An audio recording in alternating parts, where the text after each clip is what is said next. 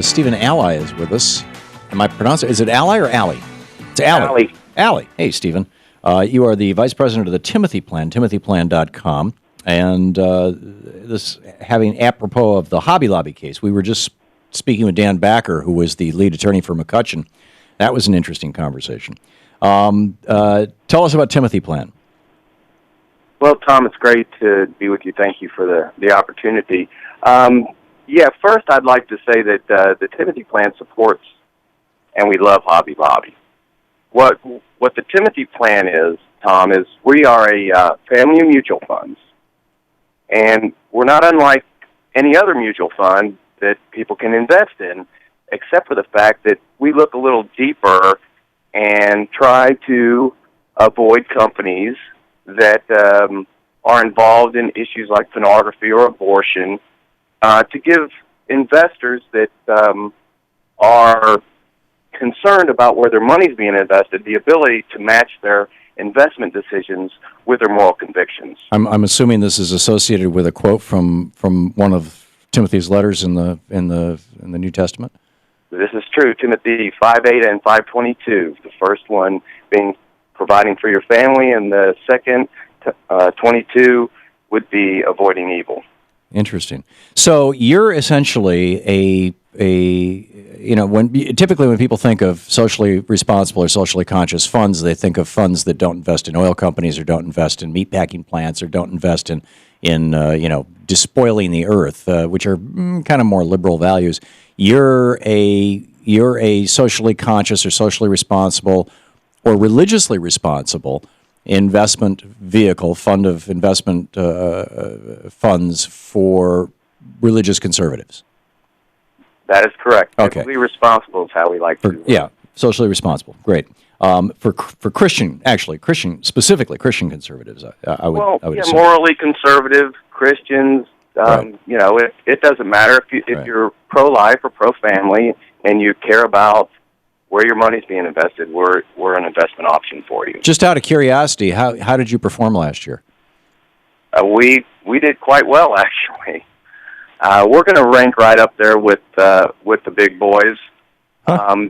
That's great. It depends on your money management team, but we really only eliminate 6 to 7% of the universe because of decisions made at a corporate board level. So would you eliminate? I get it that you would eliminate a pharmaceutical company that makes RU486, the abortion, correct abortion pill, basically. This you would probably eliminate hospitals that perform abortions, or clinics that perform abortions that have publicly traded stocks, or companies. Do you eliminate, for example, medical device manufacturing companies that make scalpels and clamps and stuff that could be used in an abortion? No, Tom, we don't. Okay, so it doesn't get that granular. Interesting.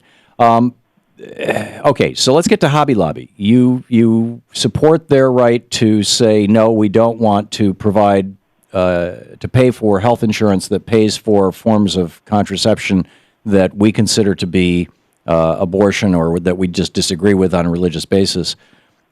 And yet you believe that they are not, that there's a certain amount of hypocrisy here. Do I have that right? No, that's incorrect. Okay. Mother Jones published that article, but you need to understand, Tom, that most corporations, be they profit or not-for-profit, haven't really given much thought to the fact of where is my money being invested. Right. Okay, so just because they have a 401k that happens to use XYZ 401k products, be it Fidelity, Vanguard, whatever, they don't screen their investments by design. Right. So for people who don't know what we're talking about, if I could just for a second, Stephen, interrupt you and just explain to our listeners and viewers what we're talking about here.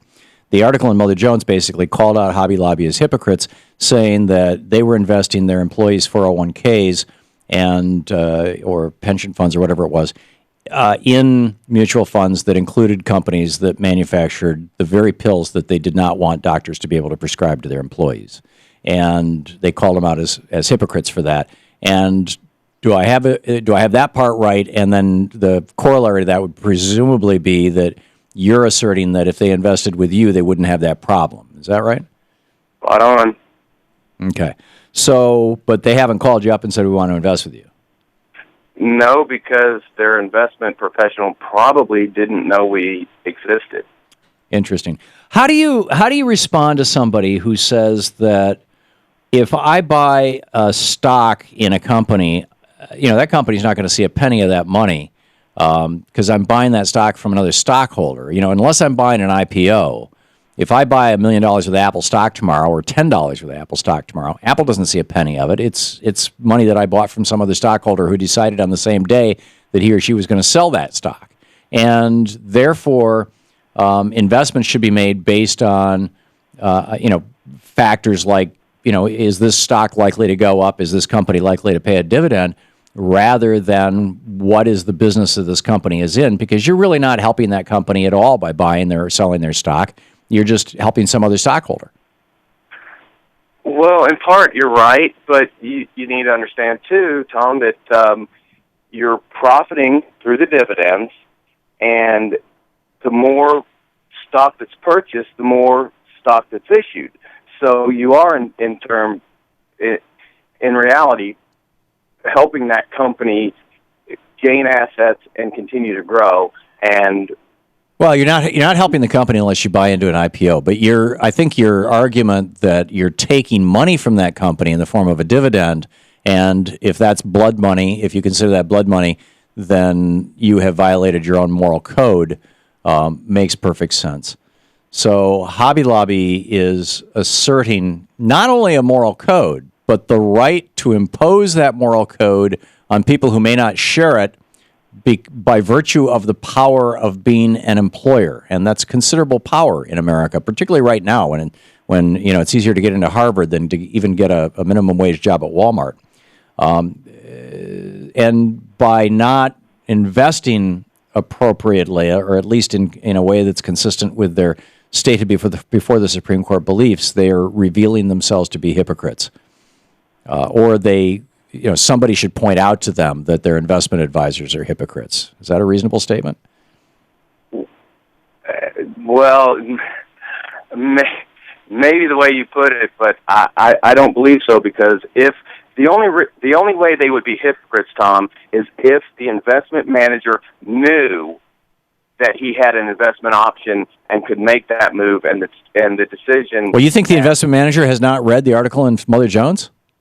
Well, I'm not sure that he knows or she knows or they know that there are alternatives. We're a niche. Now, environmentalists have been investing in environmental funds for years. The whole biblically responsible investing movement is just now getting started. Right. We're talking. By the way, we're talking with Stephen Alley. He is vice president with the Timothy Plan, timothyplan.com, a socially responsible Christian conservative investment fund, portfolio of funds. And the Supreme Court, the argument that was made in the Hobby Lobby case, and that probably will carry the day if the Supreme Court rules on behalf of Hobby Lobby, and that could open a whole lot of a real Pandora's box. That could be very, very messy, or maybe not. We'll see how they rule on it. But the main argument that was made was that they had a deeply held conviction. That was the phrase, deeply held conviction. That was the bar, the threshold that their attorneys had to demonstrate to the Supreme Court.